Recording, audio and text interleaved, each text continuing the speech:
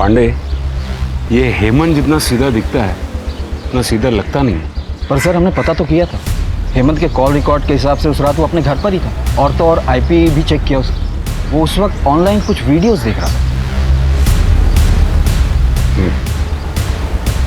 Sir वैसे call record से एक बात याद आई। क्या?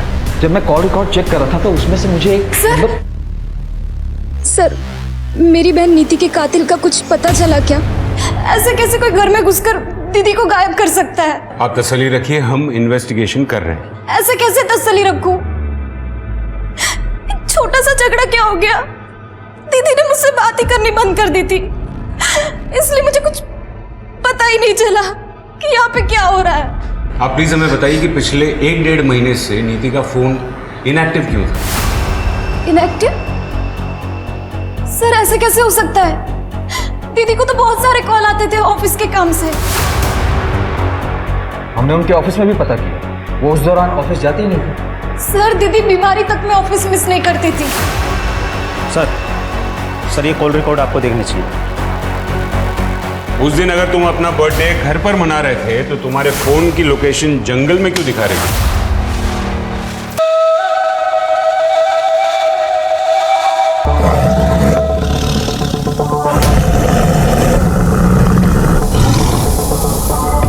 मेरी बात तो सुनो।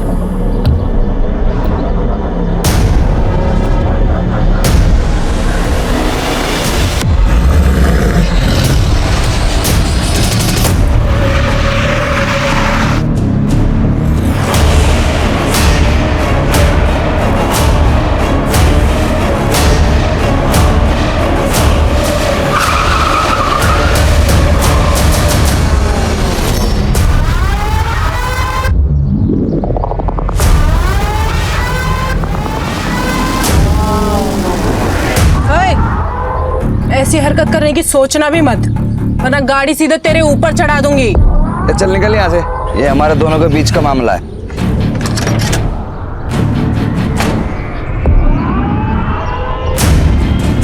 ये हमारे भी बीच का मामला है। प्रिया मेरी बेस्ट फ्रेंड है, अगर आइंदा इसके आसपास भी नजर आया ना तो गाड़ी सीधा तेरे घर में घुसा दूंगी। नीति, नीति, चल निकल यहाँ से, निकल। देख लूंगा तुम। जान तो उसको झेलती क्यों है? गरीबों को तो झेलना ही पड़ता है ना। और वैसे भी किस्मत का क्या पता, कल को अगर मुझे इससे ही शादी करनी पड़ जाए। ऐसा सोचना भी मत, वरना गाड़ी तेरे ऊपर ही चढ़ा दूंगी मैं। देख अगर पैसे की प्रॉब्लम है ना तो तू मुझे बता दे, मैं पापा से बात कर लूंगी, तेरी कहीं ना कहीं जॉब लगवा देंगे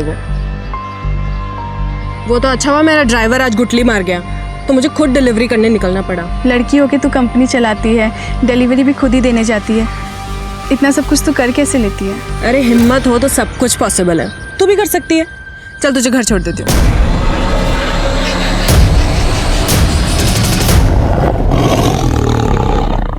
बहुत पुरानी कहावत है, गरीब पैदा होना आपकी गलती नहीं है, लेकिन गरीब मरना आपकी विफलता है। नमस्कार, मैं सोनाली कुलकर्णी आपका स्वागत करती हूँ क्राइम पेट्रोल के इस नए अध्याय में। आजादी के इतने सालों बाद आज भी गरीबी हमारे देश की सबसे बड़ी समस्याओं में से एक है। आज का हमारा एपिसोड भी ऐसे ही एक गरीबी और चाहत से जुड़े गुनाह की एक कहानी है। 21वीं सदी के 2 दशक बीत जाने के बाद आज भी लोग अपनी चाहत को हासिल करने के लिए शॉर्टकट्स ढूंढ रहे हैं। इच्छा रखना और उसे पाने के लिए कोशिश हमेशा करनी चाहिए, लेकिन फर्क तो सिर्फ इस बात का है कि आप किस माइंडसेट के साथ आगे बढ़ रहे हैं। अपने पापा को बुलाइए, मैं लड़कियों से बात नहीं करता, बताऊंगा उन्हें। आप ऐसे पुराने एम्प्लॉय को कंपनी से निकाल नहीं सकती। टेक ओवर के वक्त ये डील हुई थी। डील 3 साल पहले हुई थी हेमंत जी, अब कंपनी मैं संभालती हूँ। अगर कोई ड्राइवर महीने में आधे से ज्यादा दिन काम पर नहीं आएगा तो वो बाहर जाएगा, और अगर आगे से आपने ऐसे किसी इंसान का पक्ष लिया है ना तो आप भी बाहर जाएंगे। बहुत बड़ी गलती की है मेरे पापा ने जो आपको ये बिजनेस बेचा।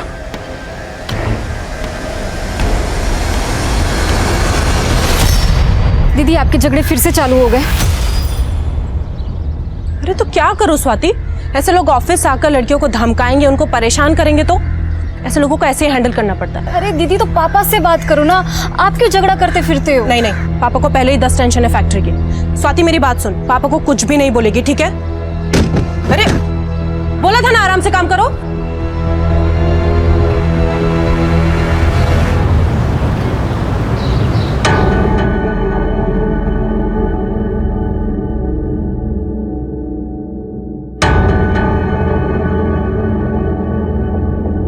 नीति, ट्रांसपोर्ट ऑफिस में क्या हुआ है?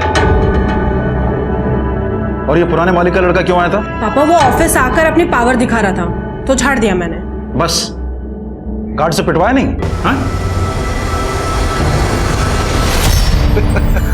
क्या पापा आप भी ना।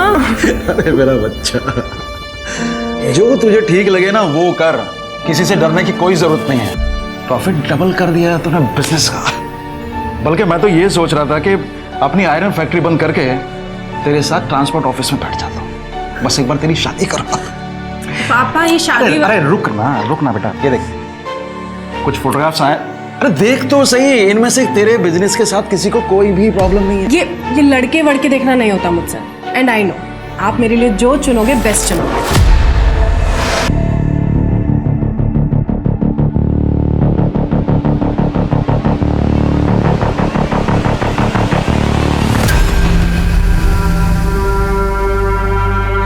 चलती है ना तू मुझसे, मेरे काम से, इसलिए बार बार मेरे काम में टांग अड़ाती है। जलन नहीं, चिंता है आपकी। ठीक है, करो जो आपके मन में है, लड़ो लोगों के साथ, कोई कुछ कर देगा किसी दिन तो।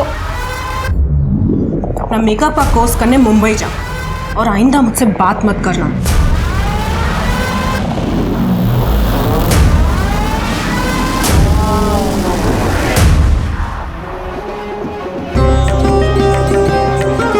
अरे स्वाति बेटा, नीति को जल्दी से ले आओ, शादी का मुहूर्त हो रहा है।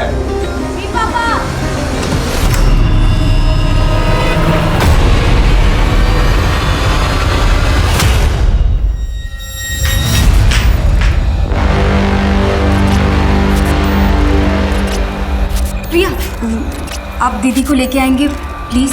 हाँ, मैं अभी लेके आती हूँ। नीति, नीति, अंकल जी। क्या हुआ? स्वाति, अंकल जी नीति कमरे में नहीं है। कमरे में नहीं है? मैंने बाथरूम में भी चेक किया, वहां पे भी नहीं है। अरे यहीं कहीं इधर उधर घर में होगी, तुम अंदर जाके देखो जल्दी। जाओ। नीति, नीति, नीति, नीति, नीति, नीति। बस कीजिए समझी जी, अब आप बता दीजिए कहाँ भगाया है अपनी बेटी को? क्या बकवास कर रहे हैं आप?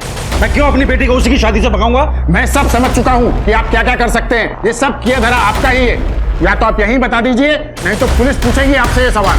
सर, इतना इंतजाम करके खर्चा करने के बाद अपनी ही बेटी को उसी की शादी से भगाऊंगा मैं? क्यों?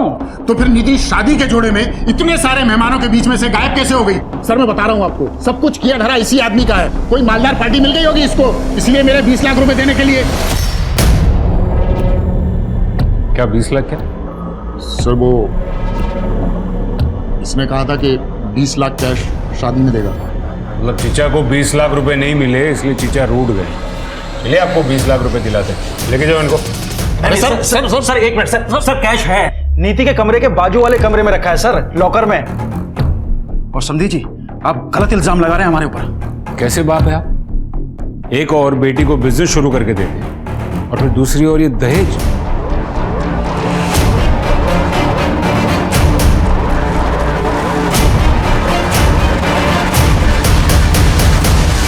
क्या लॉकर खुला है और पैसे गायब हैं? सर मैंने पैसे लॉकर में ही रखे थे सर, मुझे याद। बस कीजिए पापा, पैसों को छोड़िए अभी। दीदी इंपॉर्टेंट है ना अभी।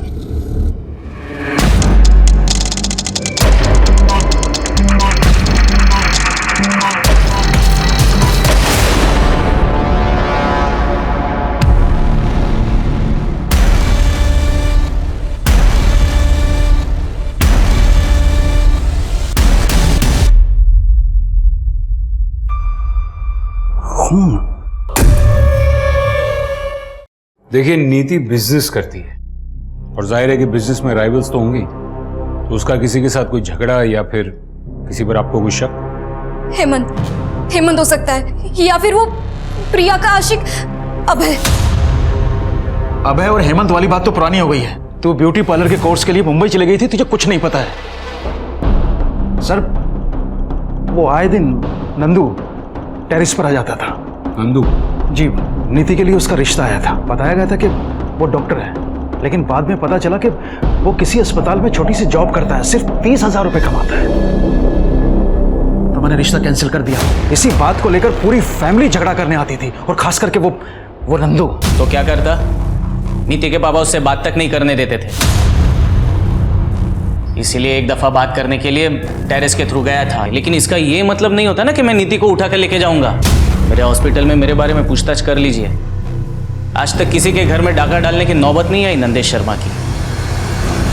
मैं नीति जितना नीच नहीं हूं सर कि बिजनेस के लिए इस हद तक गिर जाऊंगा। आप किसी से भी पूछ लीजिए, उस रात मैं अपने घर पे था, और ये जो उसकी हरकतें थी ना, ये तो होना ही था उसके साथ। हाँ, मैं गया था वहां पे। नीति के बगल में ही मेरे चाचा जी रहते हैं, उनकी लड़की का बर्थडे है आज, इसलिए गया था। अरे साहब, कुछ करना होता ना तो 6 महीने पहले कर देता। 6 महीने इंतजार क्यों करूंगा? वैसे भी मेरी और प्रिया की शादी होने वाली है। पर प्रिया तो तुम्हें पसंद ही नहीं करती है ना? साहब, प्रिया तो मुझे हमेशा से पसंद करती थी, और वो नीति है जो उसको मेरे खिलाफ भड़काती रहती है। एक नंबर की चालाक लड़की है।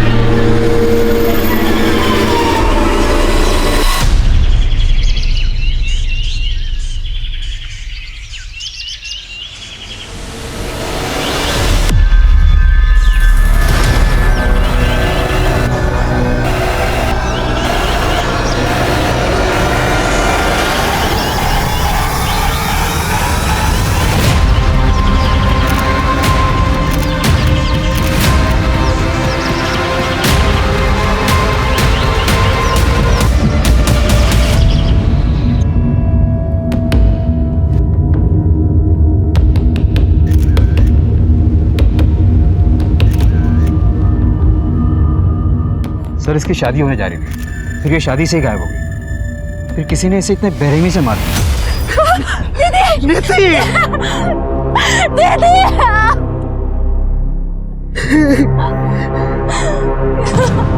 किसने किया? गहने कहाँ गए? सब 14-15 लाख से ऊपर के गहने थे।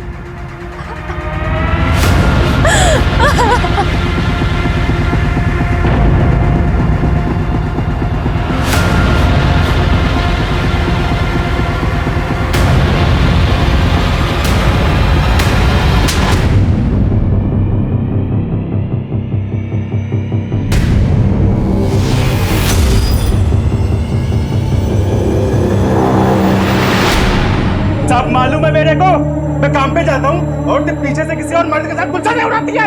ये गांव वालों की बातों पे भरोसा कर रहे हो? तुम मुझ पे शक कर रहे हो? मुझे धक्का देती है।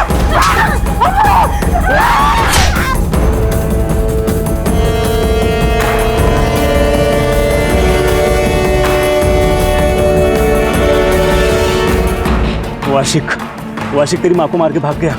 सुन, जब हम बाहर थे वो खिड़की के रास्ते से घर में घुसा, कुल्हाड़ी से तेरी माँ को मारा और भाग गया।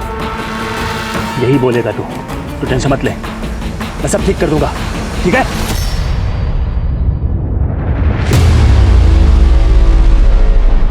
सर, ये ब्रिजनाथ बहुत ही अजीब बात है। सामने बेटी की लाश पड़ी थी और उसके मुंह से सबसे पहले क्या निकला? गहना। पांडे, अगर ये ब्रिजनाथ अपनी ही बेटी नीति को प्लान करके गायब करता है तो फिर ये नीति की लाश? एक काम करो, ये ब्रिजनाथ का फोन मंगवाओ। एक मिनट, बताइए बात क्या है? मुझे मिलने दीजिए साहब से। एक मिनट मैडम, बोलिए क्या बात है? मेरा एक कुत्ता था साहब, एक रात वो घर नहीं आया। करीब 6 महीने पहले की बात है। आपके कुत्ते का और नीति का क्या कनेक्शन? 3 दिन तक मैंने उसे पूरे शहर में ढूंढा, पर मिली उसकी लाश ठीक उसी जगह जहां आपको उस दुल्हन की लाश मिली थी, और ठीक उसी तरह चीर फाड़ करी हुई जैसे उस दुल्हन की थी। मतलब आप ये कहना चाहती कि वो दुल्हन और आपके कुत्ते का कातिल एक ही इंसान है? एक ही है, पर इंसान नहीं, शेर।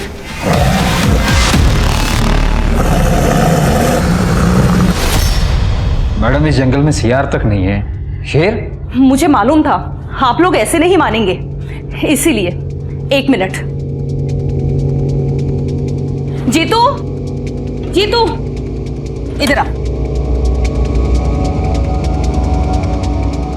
साहब ये जीतू है, वो रामदीन सिंह है ना, उसकी वर्कशॉप में काम करता था, जहां वो लकड़ी और रद्दी का काम होता है। अभी 3 महीने पहले इसने नौकरी छोड़ी है। जीतू पता ना साहब को, तूने उस दिन क्या देखा था? बता, डर मत, बता। साहब उस रात ना बहुत बारिश हो रही थी, इसलिए मैं ना कारखाने में रुक गया था, और जब बारिश बंद हुई ना तो मैंने बड़े से जानवर की परछाई देखी। मतलब रात के अंधेरे में तूने परछाई देख ली? हाँ साहब, मतलब मेरा कि मैंने एक बड़े से जानवर को वहां से जाते हुए देखा। मैं इतना डर गया था ना, पूरी रात में कारखाने में रुका, और उसके बाद मैंने कुत्ते की चीख सुनी। बेटा बारिश तो बहुत हुई थी ना उस रात, है ना, तो जमीन तो गीली हो गई होगी, तो दूसरे दिन सवेरे तुझे शेर के पंजों के निशान नहीं दिखे? बोल। कुछ भी हो जाए आप लोग तो मानेंगे नहीं, क्योंकि शेर को पकड़ना तो आप लोगों के बस में है नहीं। जीतू चल, इन्हें बोलने का कोई फायदा नहीं, ये हमारी बात पे विश्वास नहीं करेंगे। सर ये रिपोर्ट आ गई। हाँ, ये क्या नया ट्रैक है पांडे? शेर? सर ये सरिता जी अकेली रहती हैं तो शायद मनगढ़ंत कहानियां बनाती होंगी। सर मेन प्रॉब्लम तो यहाँ है फॉरेंसिक रिपोर्ट में। हमें टेरेस पे जो ब्लड मिला था वो लड़की का है ही नहीं। तो हमारे किसी सस्पेक्ट का होगा। नंदू और बाकी सस्पेक्ट से मैच करवाओ। जी सर। अलमारी में कोई फिंगरप्रिंट्स नहीं मिला। हाँ तो पांडे ऐसा हो सकता है कि जो आया था वो ग्लव्स पहन के आया हो। तो मुझे ये बताओ ना कि पोस्टमार्टम रिपोर्ट में क्या है? सर पोस्टमार्टम रिपोर्ट में तो एक अजीब बात सामने आई है। नीति की बॉडी पर जो घाव थे उसमें लकड़ी का चूरा मिला है। लकड़ी का चूरा? इसका मतलब है जो मर्डर वेपन है वो लकड़ी काटने के काम आता है।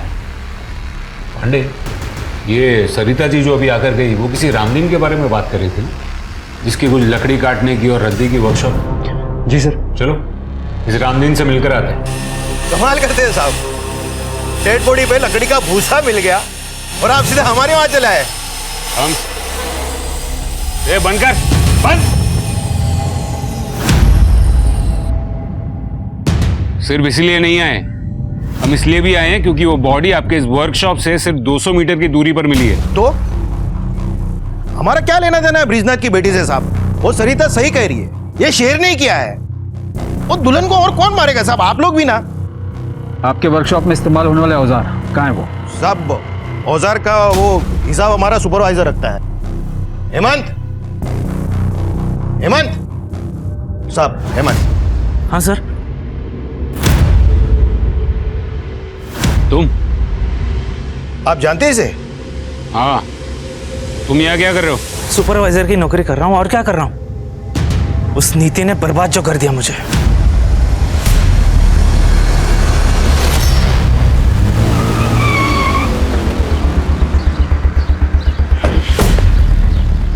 पांडे, ये हेमंत जितना सीधा दिखता है उतना सीधा लगता नहीं है। पर सर हमने पता तो किया था, हेमंत के कॉल रिकॉर्ड के हिसाब से उस रात वो अपने घर पर ही था, और तो और आईपी भी चेक किया उसका। वो उस वक्त ऑनलाइन कुछ वीडियोस देख रहा था। सर वैसे कॉल रिकॉर्ड से एक बात याद आई। क्या? जब मैं कॉल रिकॉर्ड चेक कर रहा था तो उसमें से मुझे एक सर मेरी बहन नीति के कातिल का कुछ पता चला क्या? ऐसे कैसे कोई घर में घुसकर दीदी को गायब कर सकता है? आप तसल्ली रखिए, हम इन्वेस्टिगेशन कर रहे हैं। ऐसे कैसे तसल्ली रखूं? छोटा सा झगड़ा क्या हो गया? दीदी ने मुझसे बात ही करनी बंद कर दी थी, इसलिए मुझे कुछ पता ही नहीं चला कि यहाँ पे क्या हो रहा है। आप प्लीज हमें बताइए कि पिछले 1-1.5 महीने से नीति का फोन इनएक्टिव क्यों था? इनएक्टिव? सर ऐसे कैसे हो सकता है? दीदी को तो बहुत सारे कॉल आते थे ऑफिस के काम से। हमने उनके ऑफिस में भी पता किया, वो उस दौरान ऑफिस जाती ही नहीं थी। सर दीदी बीमारी तक में ऑफिस मिस नहीं करती थी। सर ये कॉल रिकॉर्ड आपको देखनी चाहिए। उस दिन अगर तुम अपना बर्थडे घर पर मना रहे थे तो तुम्हारे फोन की लोकेशन जंगल में क्यों दिखा रही थी? क्या सर सिर्फ उसी दिन का चेक किए? कुछ दिन पहले का चेक करते तो हर दिन का लोकेशन आपको वही मिलता। रनिंग करने जाता हूँ डेली। पिछले 2 सालों में 5 मैराथन भाग चुका हूँ मैं। अगले महीने मुंबई में मैराथन होने वाली है, उसी के लिए प्रिपरेशंस कर रहा हूँ। उस दिन हंगामे के बाद थोड़ा मूड ऑफ हो गया था, इसके लिए रनिंग करने निकल गया। देखो ये रनिंग, ये मैराथन, ये सब बकवास छोड़ो और सच सच बोलो। सर क्या प्रूफ है आपके पास कि मैं झूठ बोल रहा हूँ? अरे साहब से मिलना है यार। अरे रुको साहब, इस शहर में शेर घूम रहा है, हमें खबर मिली है। आप क्या कर रहे हैं साहब? क्या आप इंतजार कर रहे हैं कि हमें और हमारे बच्चे को खा जाए साहब? देखिए ये एक अफवाह है, जंगल में कोई शेर नहीं है। लेकिन सरिता जी अपने लोकल न्यूज चैनल पे बता रही है साहब कि शेर है। मैंने खुद सुनी थी शेर की दहाड़ उस दिन लकड़ी की वर्कशॉप के पास, पर पुलिस तो कभी ये मानेगी नहीं। सर अगर सच में ही शेर हुआ तो?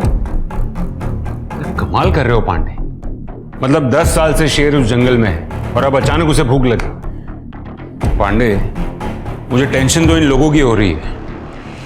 आज तो जैसे तैसे भगा दिया, लेकिन डर फैल रहा है शहर में। पांडे अपने शहर में एक प्रोफेसर शेखर है, ये जंगल वगैरह में रिसर्च करते हैं। हाँ सर, उसे जंगल का चप्पा चप्पा पता है। उनको बुला के लेके आओ। शहर के लोगों को उनकी बात पर बहुत भरोसा है। अगर वो कहेंगे ना कि शेर नहीं है तो शायद लोग मान जाएंगे। जी सर।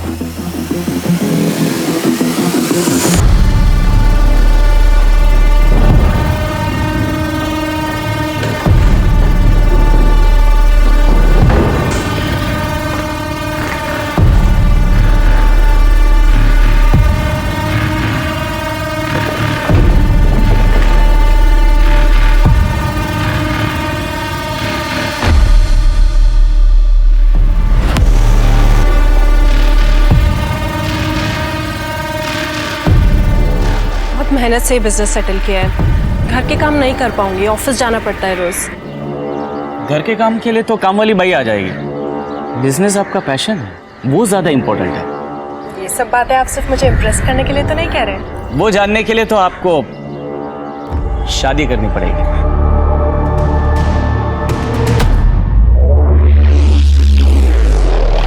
10 साल से चल रही है शेर की कहानी। एक सर्कस कंपनी आई थी, उनके पास शेर तो था नहीं, लेकिन उन्होंने पूरे शहर में ढिंढोरा पीट दिया कि शेर का खेल दिखाएंगे।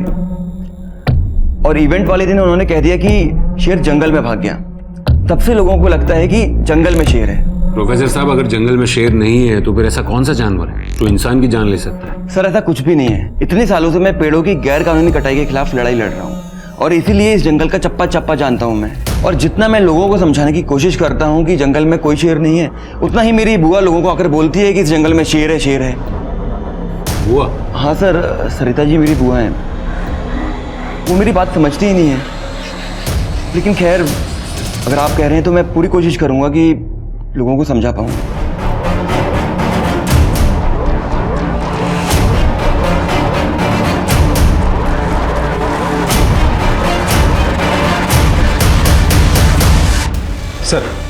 सर ये ब्रिजनाथ सीधा आदमी नहीं, ये तो लगा था, पर इतना घटिया आदमी होगा ये नहीं सोचा था। ये देखिए उसके फोन से क्या हुआ।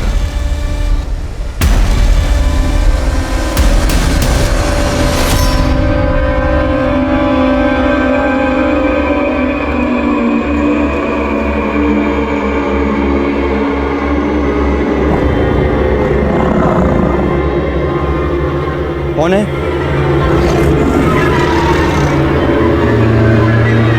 कौन है?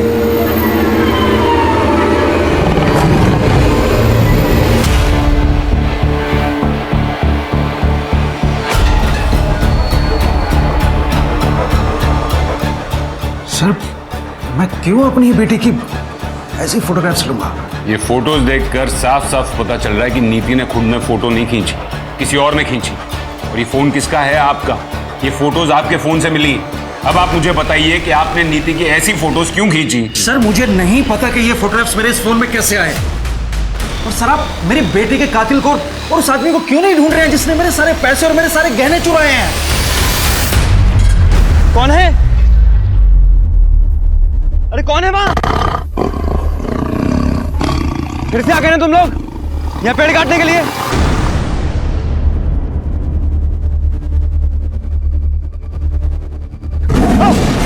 बचाओ बचाओ, कोई है?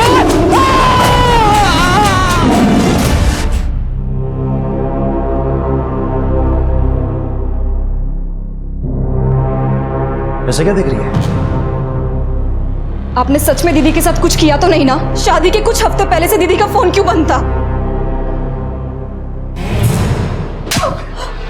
तेरी हिम्मत कैसे हुई मुझसे ऐसी घटिया बात करने की? और उसका फोन बंद नहीं था, तुझसे बात नहीं करनी थी।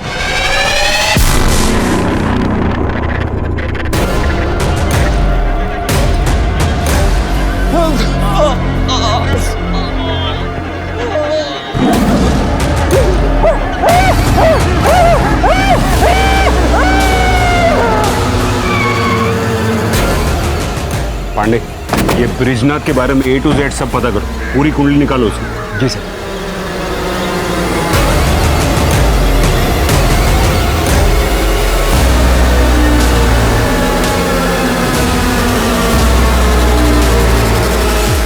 ये तो एकदम दुल्हन को जैसे मारा था ना, बिल्कुल वैसे ही मारा है। ये शेर का ही काम लग रहा है भाई। पक्का शेर का काम है ये। जंगल में पेड़ों की बेहिसाब कटाई और नेचर के साथ होती छेड़खानी के कारण आजकल जंगली जानवरों का इंसानों पर हमला करना आम बात है। कुछ ऐसा ही यहाँ भी हो रहा था। गांव के लोगों ने तो इस बात को मान लिया था कि इन सब हत्याओं के पीछे शेर है, लेकिन पुलिस अब भी इस बात को मानने के लिए राजी नहीं थी। क्या सच में ऐसा हो सकता है कि जिस खूनी को पुलिस ढूंढ रही थी वो एक इंसान नहीं बल्कि एक आदमखोर शेर है? हाँ ना?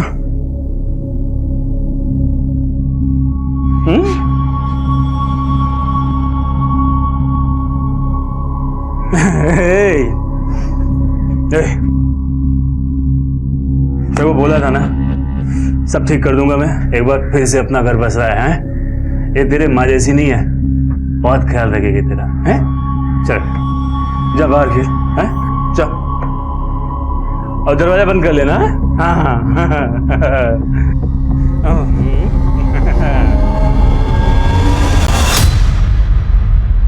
सर, बॉडी की कंडीशन देख के तो लग रहा है कि यह किसी जंगली जानवर का काम है। देखिए डॉक्टर, मुझे आपसे ये शेर वाली कहानी नहीं सुननी।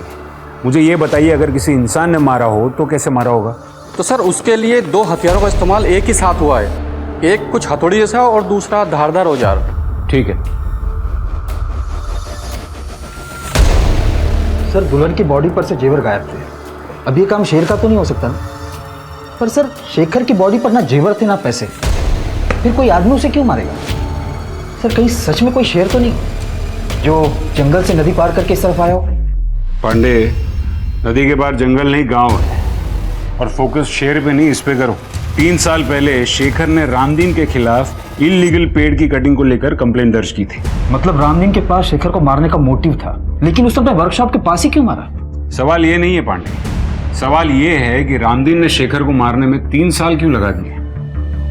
या फिर ऐसा हो सकता है कि नीति और शेखर ने रामदीन को एक साथ देख लिया हो पेड़ काटते हुए, इसलिए उसने नीति को भी मार दिया। सर, इस रामदीन को उठाओ? नहीं, अभी नहीं। फिलहाल उसके खिलाफ सबूत इकट्ठा करने होंगे। एक काम करो, रामदीन की पास्ट और प्रेजेंट की पूरी हिस्ट्री निकालो और देखो कोई ऐसा मिलता हो जिसे वर्कशॉप के अंदर की सारी डिटेल्स पता हो। सर, वो जीतू था ना जो रामदीन की वर्कशॉप में काम करता था? मैं कह रहा था मैं नहीं आ पाऊंगा इस बार त्योहार पे। यहाँ पे एक अजीब सा मर्डर का केस आया है। पर भैया देखो ना, कुछ हो सकता हो तो। नहीं हो पाएगा। एक दुल्हन का मर्डर हुआ है ना, वो भी बड़ी अजीब तरीके से, पूरा चीर फाड़ दिया उसको। एक दुल्हन के मर्डर का केस हमारे थाने में भी आया था कुछ 1 साल पहले। सेम वैसे तरीके से उसे भी चीर फाड़ दिया गया था और आज तक ये केस सॉल्व नहीं हो पाया। शेर की बात ही हो रही। सर, मेरा भाई श्याम मेरे गांव पालिका का कांस्टेबल है। तो सर, उसके थाने में भी सेम केस आया था जो अभी तक सॉल्व नहीं हुआ है। सर, शेर का तो पता नहीं, लेकिन मर्डर जो है लगभग सेम तरीके से ही हुआ है। और सर, जिसका मर्डर हुआ था ना, वो एक दुल्हन ही थी। कब हुआ था ये? और उस केस की और कोई डिटेल्स हैं? सर, करीब 1 साल पहले की बात होगी, लेकिन सर दुल्हन की आइडेंटिटी अभी क्लियर नहीं हुई है। ठीक है, वहाँ के ऑफिसर से बात करवाओ। जी सर। साहब, वो ब्रिज जी के यहाँ पे ज़्यादा पैसे मिल रहे थे मुझे, इसलिए मैं वर्कशॉप पे नौकरी छोड़ दी थी। और वहाँ पे शेर का भी तो खतरा था ना साहब। मेरे सामने शेर की बात मत करना, समझा? अच्छा, मुझे बता कि तेरे वर्कशॉप पे कोई अक्सर रामदीन को मिलने आता था क्या? हाँ, हफ्ते में 1 दिन उनसे कोई तो मिलने आता था। उस दिन सबके जाने के बाद साहब वर्कशॉप में अकेले रुकते थे। साहब, उस दिन मैं अपना झोला भूल गया था, इसलिए वापस लेने गया था। ए, क्या कर रहे तू इधर? मेरी छुट्टी हो गई ना? साहब मेरा झोला भूल गया था मैं यहाँ पे। हो गया ना? चल निकल। हाँ गया वो। आ जाओ। कौन था वो? साहब मैं ज्यादा कुछ नहीं देख पाया था, रामदीन जी ने मुझे भगा दिया था वहां से। सर एक मिनट। सर ब्रिजनाथ के मोबाइल में जो फोटो मिले थे उन्हें इनलार्ज करवाया। सर ये फोटो में देखिए किसी का रिफ्लेक्शन दिख रहा है, नीति की फोटो खींचते हुए। ये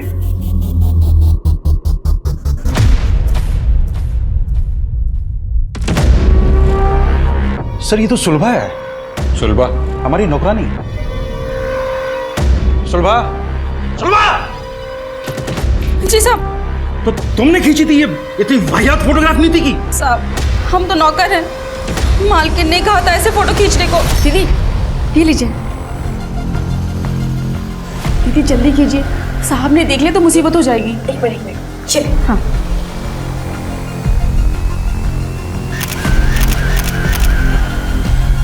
पर दीदी के पास खुद का अपना फोन था, तो पापा के फोन से क्यों खिंचवाएंगी?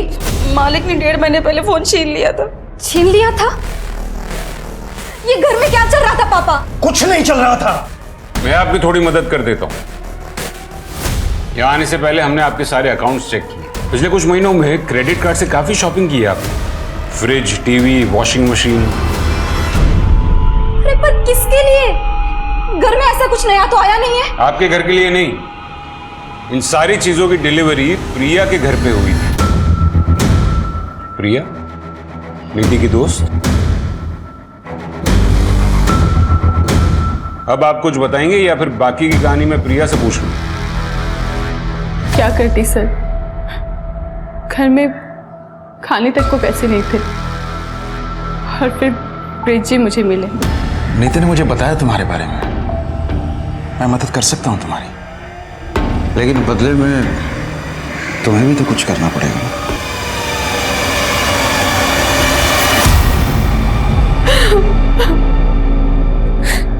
मेरे पास और कोई रास्ता नहीं था सर। और नीति को ये बात कब पता चली?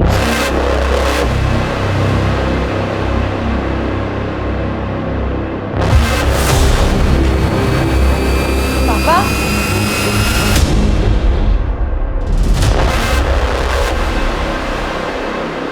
और जब नीति ने आपकी इस हरकत का विरोध किया तो आपने उससे उसका फोन छीन लिया, उसका ऑफिस जाना छुड़वा दिया।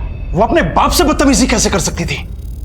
और बच्चों को संस्कार सिखाने के लिए ना ऐसे कदम उठाने पड़ते हैं। संस्कार नहीं, डर। इस बात का डर कि कहीं आपकी काली करतूत जमाने के सामने ना आ जाए। और आपको लगा होगा कि शादी के बाद तो आप नीति जैसी कॉन्फिडेंट लड़की को रोक नहीं पाओगे। तो पापा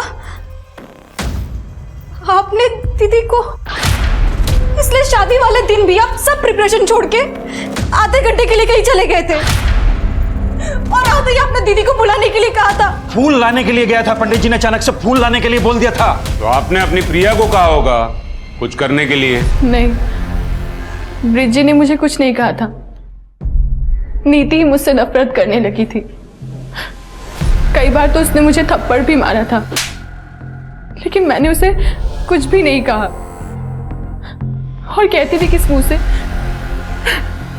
मुझसे ये सब कुछ और झेला नहीं जा रहा था, इसलिए मैंने अभय से शादी करने के लिए हाँ कह दिया। सर वो गांव से ऑफिसर का फोन। हाँ जी, मुझे वो दुल्हन वाले मर्डर केस की डिटेल्स चाहिए थी। हाँ सर, एक फ़ोन मिला था उसके पास से, लेकिन वो बहुत ही डैमेज था और लॉक भी था। बहुत टाइम लग गया उसको ठीक करने में और अनलॉक करने में। अब करीब 1 साल के बाद अनलॉक हुआ तो पता चला कि वो यहीं गांव के पास ही रहती थी। दुल्हन की फैमिली का कहना था कि उस लड़की का किसी के साथ चक्कर चल रहा था, लेकिन किसके साथ वो हमें पता नहीं। Thank you very much. और कोई डिटेल्स मिले तो हमारे साथ शेयर कीजिएगा। Okay sir. मेरा पूरा परिवार बिखर गया। सर प्लीज बता दीजिए कौन है मेरी दीदी का कातिल? पापा? देखिए, हमने पता लगाया आपके पिताजी वाकई में फूल लेने गए थे, तो फिर और कौन रह जाता है? नीति का बॉयफ्रेंड। बॉयफ्रेंड? नहीं सर, ये हो ही नहीं सकता। दीदी का फोकस सिर्फ बिजनेस पे ही था और दीदी तो ये शादी से भी बहुत खुश थी। तो फिर एक जवान लड़की ऐसे फोटोज किसके लिए क्लिक करेगी? हमने फोन भी चेक किया, हमें कोई नंबर नहीं मिला। शायद वो इंटरनेट कॉलिंग से बात किया करती थी।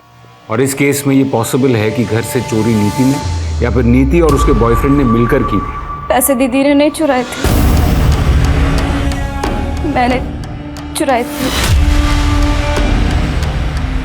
मुझे अपना ब्यूटी पार्लर खोलने के लिए पैसे चाहिए थे और पापा को मुझ पे भरोसा ही नहीं था और दीदी मुझसे बात ही नहीं कर रही थी।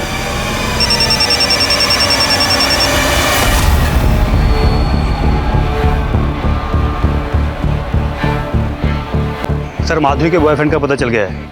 अच्छा, लेकिन वो भी मर चुका है। गांव के करीब 70 किलोमीटर दूर उसकी बॉडी मिली थी। उसका खून भी करीब उसी टाइम पे हुआ है जब माधुरी का खून हुआ था। खूनी ने दोनों को किसी तेजदार हथियार से चीर फाड़ दिया है।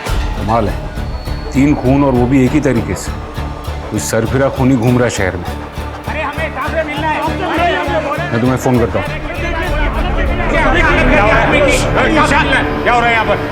देखिए साहब, ये आपकी लापरवाही का नतीजा। शेर ने तो इसे लगभग मार ही डाला। तो आप इसे यहाँ पर क्यों लेकर आए? पहले हॉस्पिटल लेकर जाइए। नहीं, जब तक आप शेर को नहीं पकड़ेंगे हम यहाँ से नहीं जाएंगे। बस तुम बताओ क्या हुआ था? साहब, मैं जंगल से काफी दूर था और अचानक से पता नहीं कहा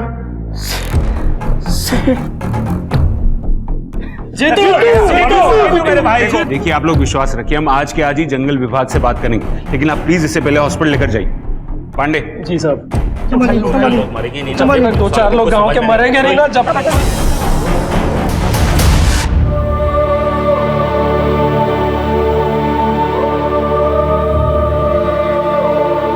दीदी मुझसे बात नहीं कर रही थी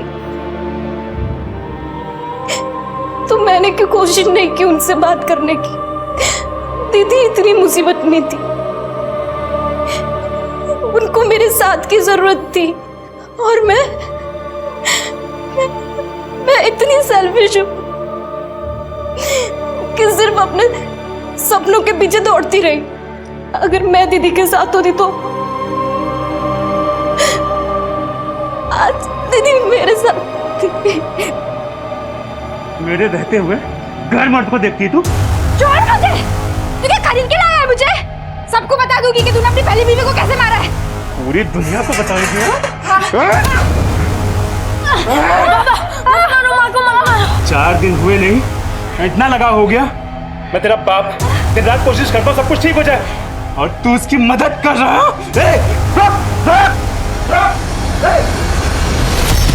सर, डॉक्टर ने बताया कि जीतू को किसी शेर ने नहीं बल्कि जंगली कुत्ते ने काटा था। मुझे पता था, वो घबरा गया इसलिए देख नहीं पाए। सर, जब तक हम नीति और शेखर के कातिल को इनके सामने नहीं लाएंगे ये लोग हमारी बात नहीं मानने वाले।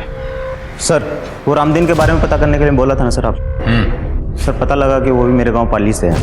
एक बात और सर, वो दुल्हन का जो मर्डर हुआ था उस केस की इन्वेस्टिगेशन से एक बात साफ जाहिर होती है, 6 साल पहले भी सेम तरह से मर्डर हुआ था सर वहाँ पर। किसका? वो भी एक दुल्हन थी क्या? नहीं सर, वो एक आदमी था। इनफैक्ट जिसका मर्डर हुआ था वो खुद एक खूनी था। मतलब 6 साल पहले उस आदमी का खून उसी तरह हुआ था जिस तरह नीति और शेखर का हुआ है। मतलब एक सिरफिरा कातिल 6 साल से घूम रहा है, न जाने उसने कितने कत्ल किए होंगे। सर, रामदीन हो सकता है। अच्छा, जो मरे हैं उनकी फैमिली में और कौन कौन है? एक बेटा है सर। उस बेटे को ढूंढो, शायद उस बेटे ने उस खूनी को देखा हो। Hello, police station, gold coin jewellers के यहाँ से बोल रहा हूँ। हाँ जी, बोलिए। आपने जो चोरी की हुई ज्वेलरी की फोटोज हमें भेजी थी उसमें से कोई एक मेरे यहाँ पे बेचने के लिए आया हुआ है। कस्टमर को मैंने बातों में लगा रखा है, अंदर बैठी हुई है। आप लोग थोड़ा जल्दी आइए, वैसे भी बच्ची है। वो नेकलेस मेरा नहीं है, वो नंदू भैया का है। नंदू भैया ने एक डब्बे में छुपा के रखा था, मैंने निकाल लिया। मुझे लगा कि मेरा बर्थडे का गिफ्ट है। मैंने कुछ नहीं किया सर, मैंने कुछ नहीं किया। सर क्यों मारा? सुनो ना सर। बहुत घुमा लिया पुलिस को, अब मुंह खोल और सच बता, कैसे भगाया नीति को, कैसे उठाया? बोल। बताता हूँ सर। सर, मैंने नीति को नहीं उठाया सर, वो खुद आई थी मेरे पास। हम दोनों एक दूसरे से बहुत प्यार करते थे सर। मैंने कुछ नहीं किया सर, बिलीव मी। लेकिन जब उसके पापा ने मेरा और नीति का रिश्ता तोड़ दिया तो मैंने तो उम्मीद ही छोड़ दी थी। लेकिन एक दिन खुद नीति ने मुझे फ़ोन किया था, ये कुछ 3-4 महीने पहले, और उसी के बाद हम लोग छुप छुप कर मिलने लगे थे सर। और वो खुद अपने फोटो तुझे भेजती थी?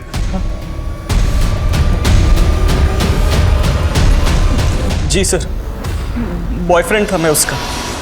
लेकिन भागने का प्लान नीति ने बनाया था और हम लोग भागकर सीधा मुंबई जाने वाले थे। और बराबर शादी वाले थे? हाँ, मतलब नीति का ऐसा प्लान था कि शादी वाले दिन उसके पास ढेर सारे गहने होंगे तो मुंबई में हम लोग आराम से सेटल हो जाए। सारा नीति का आइडिया था, सब राजी खुशी हुआ। तो फिर टेरेस पर खून कहां से आया और वो जंगल के बाहर डेड बॉडी? जंगल में डेड बॉडी का तो नहीं पता सर, लेकिन वो टेरेस पे खून वाला प्लान मेरा था। हॉस्पिटल से मैं ब्लड सैंपल्स लेकर आया था और मेरे कहने पर नीति ने खुद वो ब्लड टेरेस पे डाला था सर। एक्चुअली मेरा और नीति का उस दिन जंगल में मिलने का प्लान था। नीति, नीति, अरे कहाँ हो यार तुम?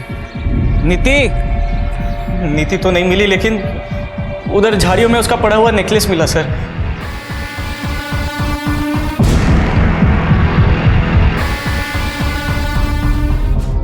मेरा विश्वास कीजिए सर, उस दिन जंगल में क्या हुआ मुझे कुछ नहीं पता सर। उस दिन जंगल के आसपास तू अकेला ही था और कोई नहीं था। तुमने जरूर किसी को देखा होगा। नहीं सर, मैं अकेला नहीं था, मतलब और भी कोई था वहां पर। दूर से उसकी शक्ल देख तो नहीं पाया, लेकिन हाँ, वो लंगड़ा कर चल रहा था। शायद उसके पैर में कोई तकलीफ थी और वो रामदीन के वर्कशॉप की ओर जा रहा था सर। सर, रामदीन के वर्कशॉप में कौन कितने बजे आता जाता है ये सुपरवाइजर हेमंत को जरूर पता हो। अच्छा, वो जिसके पाँव में दिक्कत है सर, वो तो टेम्पररी ड्राइवर था जिसे कुछ सामान लाने के लिए भेजा था। क्या नाम है उस ड्राइवर का? सर, सुखबीर, जिसे उस नीति ने काम से निकाला था। मैंने कुछ नहीं किया सर, वो तो मेरी किस्मत ही खराब जो उस वक्त मैं फैक्ट्री गया था कुछ काम से।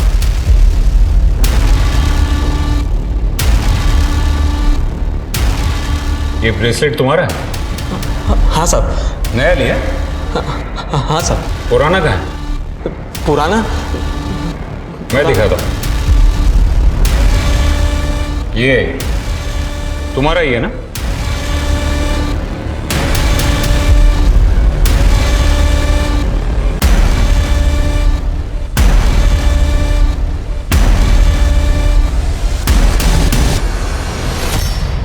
हाँ साहब, मेरा ही है। वो पुराना ढीला हो गया था ना, तो गिर गया होगा शायद। अच्छा, और वो भी वहीं पर गिरा जहां पर नीति की लाश मिली थी? भगवान की कसम साहब, उस वक्त कोई बॉडी नहीं थी वहां पे। हम गरीब छोटे लोग हैं ना साहब, इसलिए सब हमें ही परेशान करते। वहां बड़े लोग क्या नहीं करते, कोई कुछ नहीं बोलता उनको। वो रामदीन सिंह। हाँ, गया वो। आ जाओ। वो औरत, उसको देखा मैंने उसके साथ। वो शेर करते फिरती है ना शहर में, वही औरत। सरिता? हाँ हाँ, वही सरिता। मतलब सरिता और रामदीन? मतलब पेड़ों की कटाई नहीं, आप दोनों के बीच जो रिश्ता है वो छुपाने की कोशिश कर रहे थे। नीति और शेखर ने आपको सरिता जी के साथ देख लिया था उससे, इसलिए आपने उन दोनों को। सर, लेकिन एक बात समझ में नहीं आई, दूसरे शहर जाकर उस दुल्हन को और उसके बॉयफ्रेंड को क्यों मारा आपने? अरे साहब, ये क्या कह रहे हैं आप सर? हमने किसी को भी नहीं मारा है साहब। जब तक सब कुछ सच सच नहीं बता देते तब तक यहां से बाहर जाने नहीं दूंगा मैं।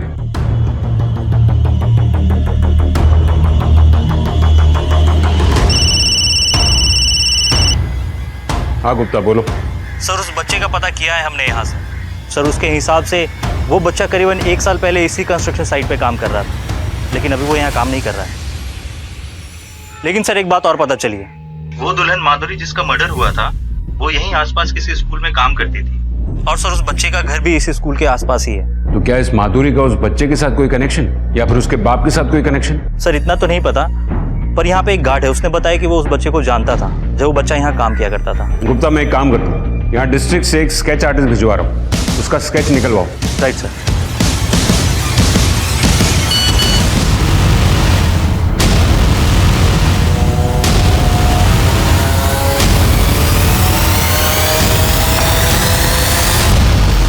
अरे साहब, हमें क्यों बंद करके रखा? हमने कुछ नहीं किया साहब, हम कह रहे हैं ना साहब। एक बात बताओ, तुम्हारे वर्कशॉप में जो जो काम करते हैं या करते थे, उनमें से तुम्हारे गांव पाली से कौन था?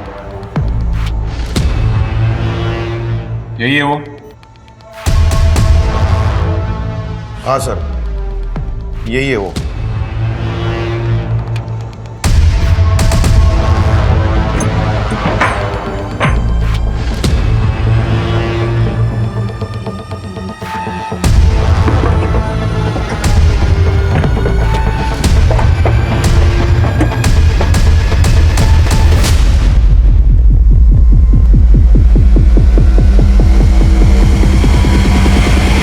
सर ये लोगो इस गांव में कई जगह देखने को मिलेगा। एक बाबा यहाँ का, उसी का ही लोगो है। चलिए मैं लेकर चलता हूँ आपको उस बाबा के घर।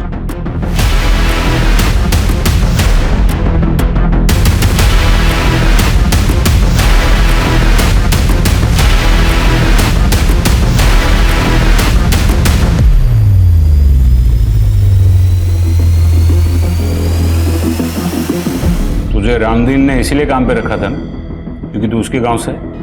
हाँ रखा था तो साहब। और तुझे नौकरी सिर्फ इसीलिए करनी थी ना कि एक अच्छी सी लड़की से शादी करनी थी? साहब शादी करके घर तो बसाने हैं ना हमें भी। वाह, ये कमाल है। लोग शादी करने के लिए मैरिज ब्यूरो में नाम लिखवाते हैं, पेपर में ऐड देते हैं, और तू मर्डर करता है। क्या साहब, ये क्या बोल रहे हो आप? ये मैं नहीं बोल रहा हूँ, तेरा वो जंगल वाला बाबा बोल रहा है। थोड़ी जेल की हवा लगी, 2 डंडे पड़े तो मुंह खुल गया उसका। साहब मैं शादी करके ना सिर्फ घर बसाने वाला था। वो माधुरी थी ना, उससे बहुत प्यार करता था मैं, लेकिन उसने क्या किया, घर से भागने के लिए मेरा ही इस्तेमाल किया। किसके लिए?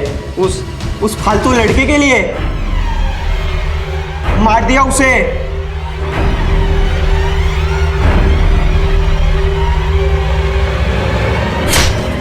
उसके बाद उसके यार को भी। हाँ मैं घर से जल्दी निकलकर जंगल में तुम्हारा वेट करूंगी। हाँ तुम लेकिन लेट मत होना। हाँ सारे गहने लेकर आ रही हूँ, पहने हैं मैंने, तुम जल्दी आना बस।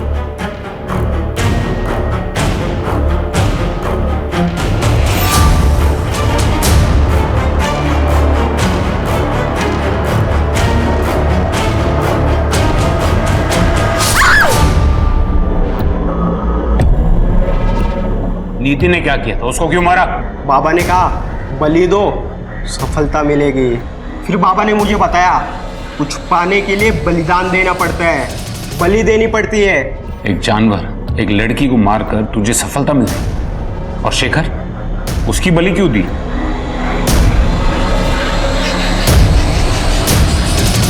आओ, वो शेखर अगर उस दिन बीच में ना आया होता ना तो हमारी प्रक्रिया पूरी हो जाती है। बे कौन है बे तू? और ये यहाँ क्या कर रहा है?